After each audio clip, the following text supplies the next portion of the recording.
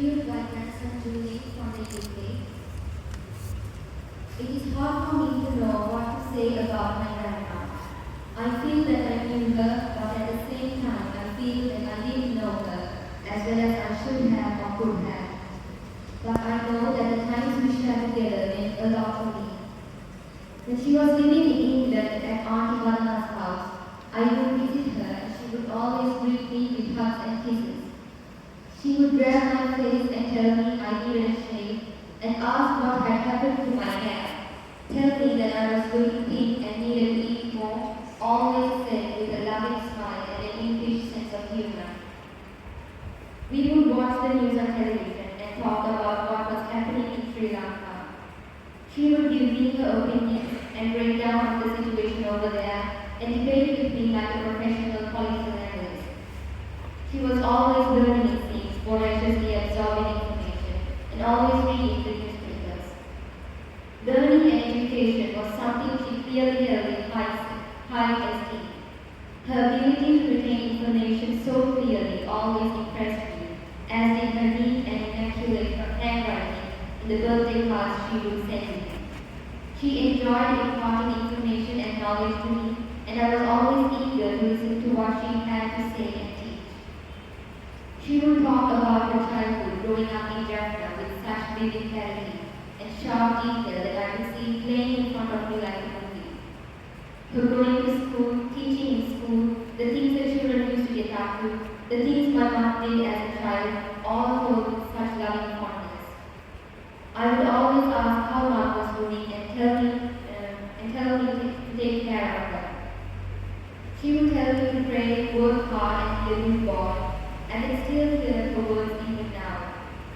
But if Grandma taught me anything from her stories and from just being with her, it is that no matter what hardships we go through in life, it is the people around us that make it worth it.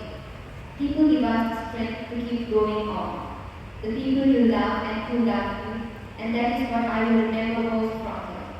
Thank you so much, Grandma. I miss you terribly and I love you. May you rest in peace.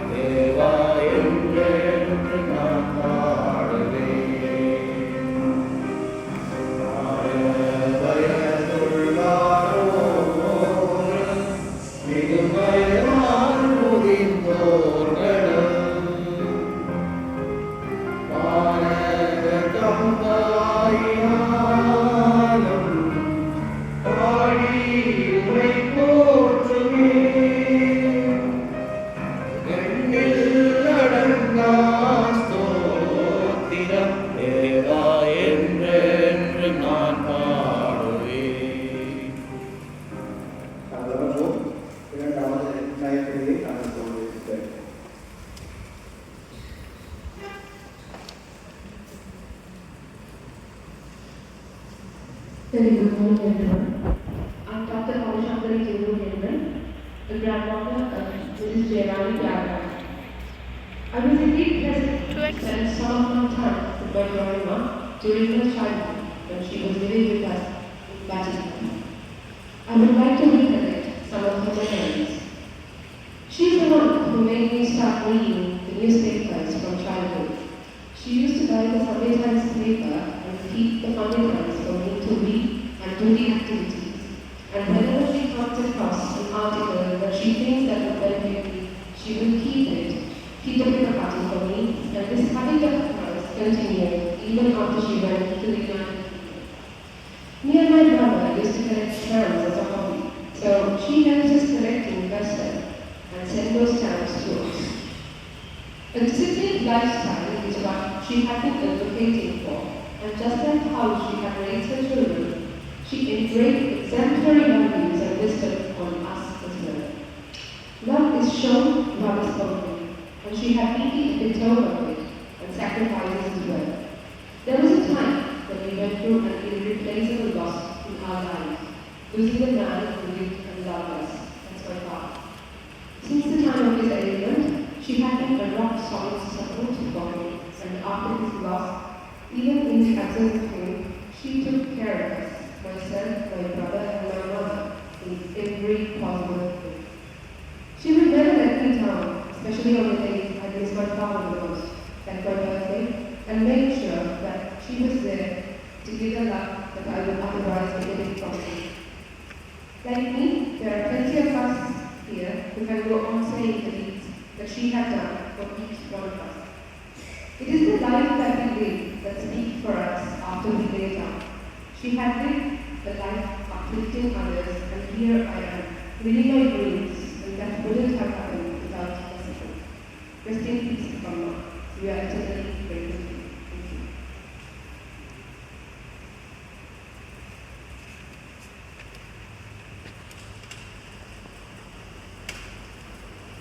ஒரு வகையான எழுதுறது பாடல் கவிதைகள் மூன்றாவது பாடல்கள் மூன்று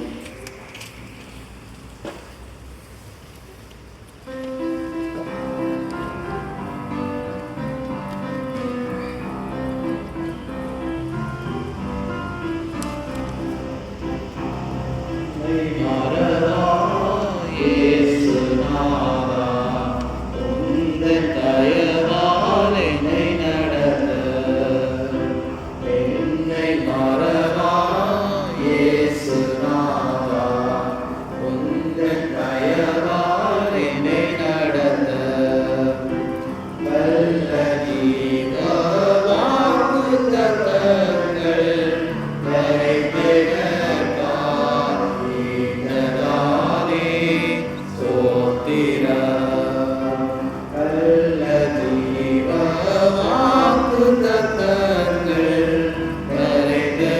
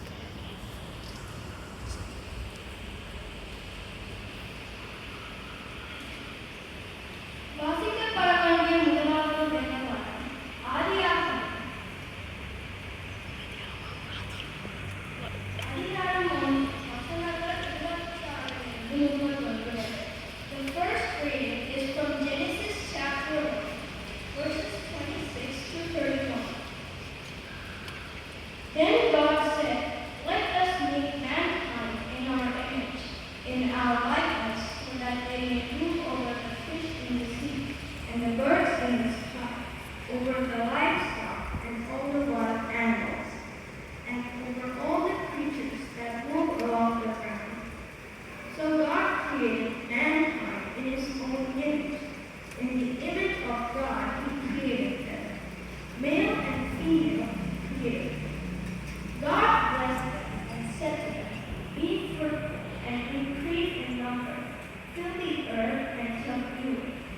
Rule over the fish in the sea and the birds in the sky, and over every living creature that moves on the ground." Then God said, "I give you every seed-bearing plant on the face of the whole earth, and every tree that has fruit with seed in it. They will be yours for food.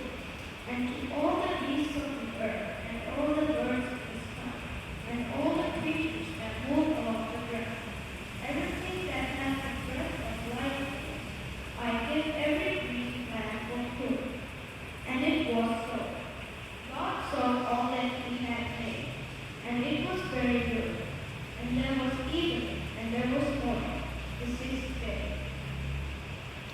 Thanks be to God.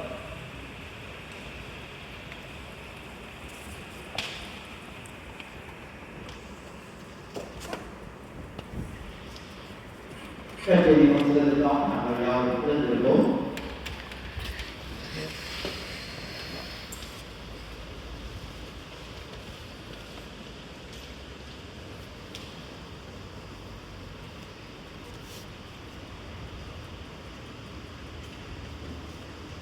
The Gospel reading is taken from John chapter 14, verses 23 to 31. Jesus replied, "If anyone loves me, he will obey my teaching. My Father will love him, and we will come to him and make our home with him. He who does not love me will not obey my teaching. These words you hear are not my own, they belong to the Father who sent me. All this I have spoken while still with you, but the Counselor, the Holy Spirit, whom the Father will send in my name, will teach you all things and will remind you of everything I have said to you. Peace I leave with you, my peace I give you. I do not give to you as the world gives. Do not let your hearts be troubled, and do not be afraid. You heard me say, I am going away and I am coming back to you. If you love me, you would be glad that I am going to the Father, for the Father is greater than I. I have told you now before it happens, so that when it does happen, you will believe. I will not speak with you much longer, for the prince of this world is coming. He has no hold on me, but the world must learn that I love the Father, and that I do exactly what my Father has commanded me. Come now, let us read. This is the word of God.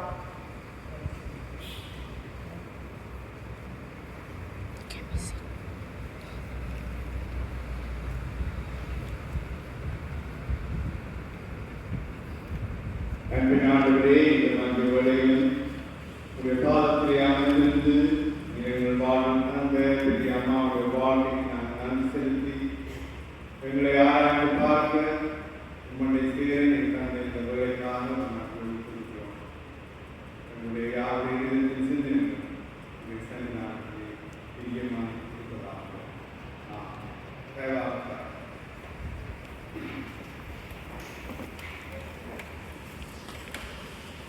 எங்களுடைய வாழ்க்கையிலே எங்களோடு வாழ்ந்து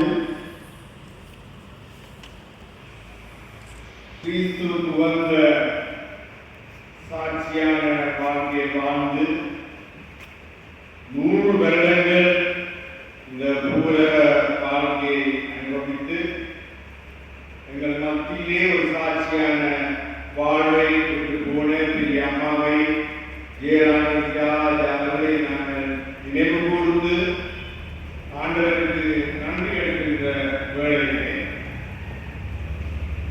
யார் இந்த ஜெயராணி யார் என்ற கேள்வியை நாங்கள் கேட்கிறோம். யார் இந்த ஜெயராணி யார்? உங்களுடைய புகழ வாழ்க்கையிலே நாங்கள் சொல்ல முடியும். அவருக்கு ஒரு பிறப்பு சான்றிதழ் இருக்கிறது, அவருக்கு ஒரு ஐடி கார்டு இருக்கிறது, அவருடைய உத்தியோகத்தில் நிமித்தமாக வழங்கப்பட்ட அத்தாட்சிகள் இருக்கின்றன. ஆகவே இவர் இல்லை என்று நான் விரும்புகிறோம். பிள்ளைகள், சகோதரர்கள், பேரப்பிள்ளைகளும் உறவுகளும் நண்பர்களும் அவரோடு வாழ்ந்த அந்த வாழ்க்கையை வைத்துக் கொண்டு இன்னார் சொல்லி சொல்லுவார். ஆனால் கிறிஸ்துவின் பார்வையிலே இவர் யார் என்ற கேள்விகளுக்கு முக்கியமானது. ஏனென்றால் அதே கேள்விதான் நாங்கள் ஒரு நாளைக்கு கேட்க வேண்டும் அல்லது இப்போது கேட்க வேண்டும். எல்லாருக்கும் ஒரு நாள் மரணம் உண்டு. அந்த மரணத்தை எதிர்பார்க்கின்ற வாழ்க்கையை வாழ்வதற்கு தான் கிறிஸ்தவம் எங்களை அழைத்திருக்கிறது. அவைதான் நாங்கள் வாசித்து கேட்ட அந்த பழைய பாட்டு பகுதியிலே நான் யார் அல்லது ஜெயராணி தியாகராஜா யார் என்ற கேள்விக்கு வேதாகமத்திலே நாங்கள் உடை காண முடியும். யார் இந்த ஜெயராணி தியாகராஜா? தொடக்கமோடு முதலாம் அதிகாரம் 26ஆம் வசனம் சொல்கிறது, கடவுள் தன்னுடைய உருவிலும் சாயலிலும் உண்டாக்கும். அவை யார் இந்த ஜெயராணி தியாகராஜா? கடவுளுடைய உருவிலே சாயலிலே உருவாக்கப்பட்ட ஒரு மனுஷன். அந்த உணர்வு அதில் எல்லாருக்கும் இருக்க வேண்டும். நான் யார் என்று கேட்கின்ற பொழுது முதலாவது என்னுடைய பிறப்பு சார்ந்தவர் அல்ல, என்னுடைய ஐடென்டி கார்டு அல்ல, பாஸ்போர்ட் அல்ல, அல்லது தொழில்நுட்பமாக வழங்கப்படுகின்ற அதிகார கடிதங்கள் அல்ல. நான் கடவுளின் உருவிலும் சாயலிலும் உண்டாக்கப்பட்ட மனிதன், ஒரு மனுஷன் என்ற உணர்வு எங்களுக்கு இருக்க வேண்டும் என்பதுதான் கிறிஸ்தவ. இரண்டாவதாக யார் என்ற ஜெயராணி தியாகராஜா பார்க்கும் பொழுது தொடர்ந்து நாங்கள் பார்க்கலாம். 2ஆம் அதிகாரம் 7ஆம் வசனத்திலே மனிதனை உருவாக்கிய கடவுள் அவன் நாசிகளில் மூச்சை ஊத மனிதன் உயிருள்ளவன். அவை யார் இந்த ஜெயராணி தியாகராஜா பார்க்கின்ற பொழுது கடவுளுடைய மூச்சை சுவாசித்து தன்னுடைய வாழ்நாள் எல்லாம் அதை அனுபவித்து வாழ்ந்த ஒரு மூதார். கடவுளுடைய சாயலிலே உருவிலே படைக்கப்பட்டு கடவுளுடைய மூச்சை உள்வாங்கி அதை தன்னுடைய 100 வருட காலமாக வாழ்ந்து காட்டிய பேர் பெற்ற ஒரு. ஆகவே இந்த ஜெயராணி தியாகராஜா என்கின்ற அம்மாவை நாங்கள் 3 பகுதிகளாக பார்க்கலாம். ஒன்று அவர் உடல். அந்த உடல் கடவுளுடைய சாயத்தை உருவிலே படைக்கப்பட்டது. அடுத்தது உயிர், இறைவன் அந்த உயிர் மூச்சு. அடுத்தது நாங்கள் ஆத்மான்னு சொல்வோம், அதை நாங்கள் உள்ளவங்க பார்க்கலாம். அதை எங்களுடைய சிந்தனை, எங்களுடைய செயல்பாடுகளை வெளிக்காட்டுகின்ற எங்களுடைய உள்ளார்ந்த ரீதியான ஒரு உருவம் இல்லாத ஒரு செயல்பாடாகும். அவை இந்த உடலில், இந்த உயிரில், இந்த உள்ளம் கொண்ட இந்த மனுஷனாகத்தான், மனுஷியாகத்தான் நாங்கள் ஜெயராணி தியாகராஜாவை நாங்கள் பார்க்கிறோம். ஆகவேதான் அவர் கிறிஸ்துவை ஏற்றுக்கொண்ட ஒரு கிறிஸ்தவராக இந்த சுண்டுக்குழி பிரதேசத்திலே வாழ்ந்து, இந்த ஆலயத்திலே வழிபட்டு தன்னுடைய சாட்சியான வாழ்க்கையை இலங்கை பல்வேறு பாகங்களிலும் வாழ்ந்து காட்டிய ஒரு முந்தாட்சியாக இருந்தபோது இயேசு கூறிய வார்த்தையை நாங்கள் வாசிக்க கேட்டோம். யோவான் 14:23 என் மீது அன்பு கொண்டுள்ளவர் நான் சொல்வதை கடைபிடிப்பார். ஆகவே கடவுளுடைய போதனைகளை, பிதாவுடைய சித்தத்தை ஆண்டவர் இயேசுடைய வார்த்தைகளாக கொடுக்கப்பட்ட அந்த இறை வார்த்தைகளை கடைபிடித்தவராக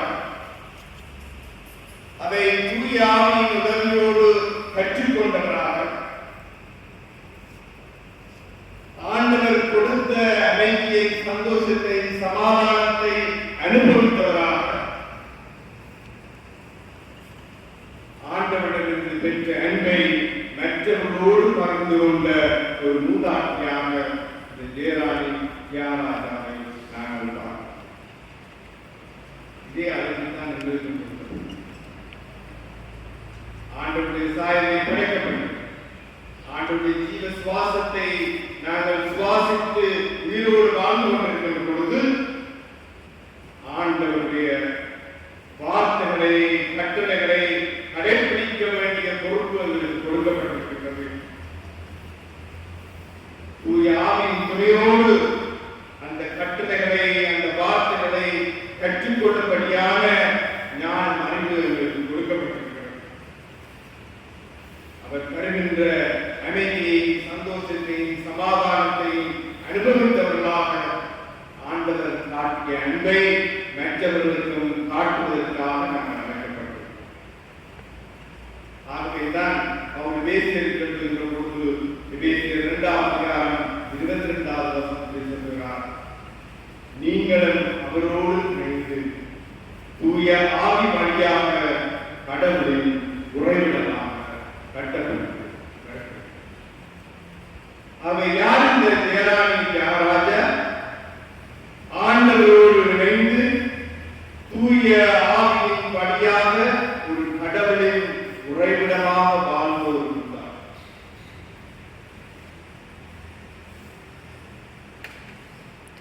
அது எங்களுக்கு இந்த சவால். நாங்கள் அவரோடு இணைந்து தூய ஆவியின் வழியாக கடவுளின் உறைவிடமாக நாங்கள் வாழ்ந்தோம்.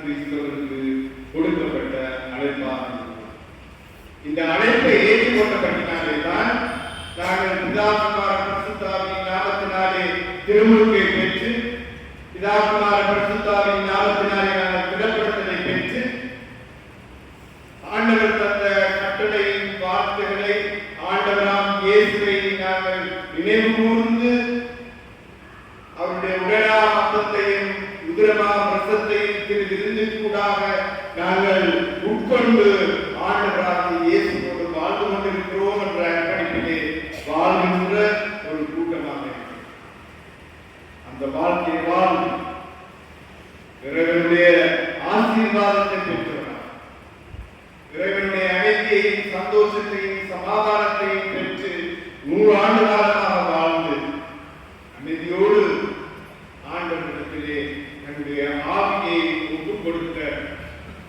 ஒரு மூதாட்டியாக நாங்கள் அம்மாவை பார்க்கிறோம். அவருடைய வாழ்வு அற்புதமாக இன்றைய நாட்களிலே இலங்கை தேசத்திற்கேற்ற வட மாகாணத்திற்கு ஒரு முன்னுதாரணமாக வாழ்ந்த ஒரு குடும்பமாக நாம் பார்க்கிறோம். ஒரு ஆசீர்வாதம். அந்த ஆசீர்வாதம் பிள்ளைகள், பேர பிள்ளைகள் உறவுகளுக்குண்டாக அவர் பெற்றுக்கொண்டதை, அந்த ஆறுதலையும் சமாதானத்தையும் அனுபவித்ததை நாங்கள் கண்ணார கண்டோம்.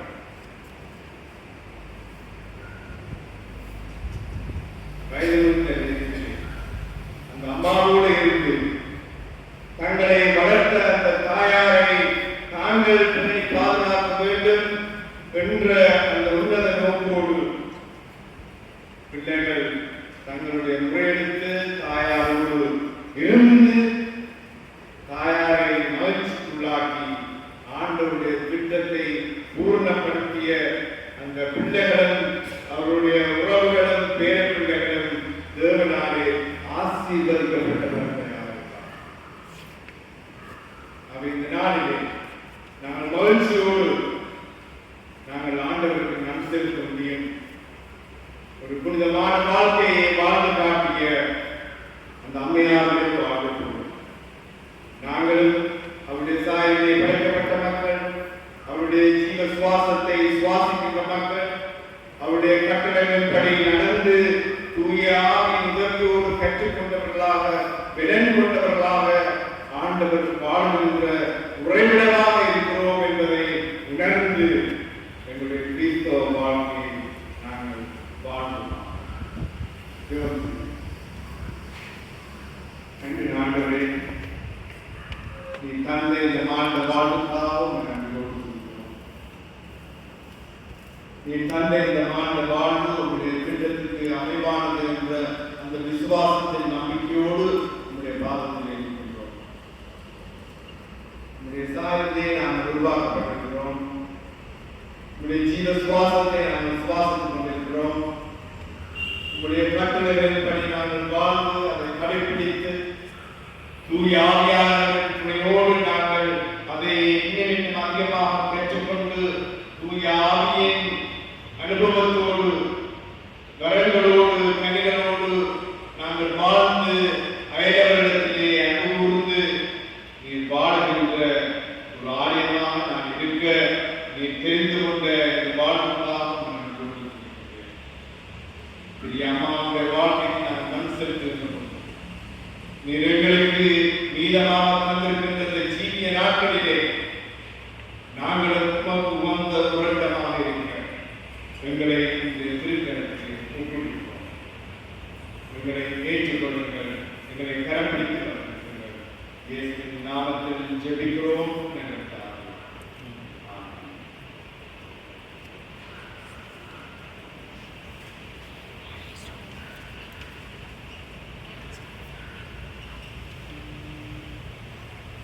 Gracias.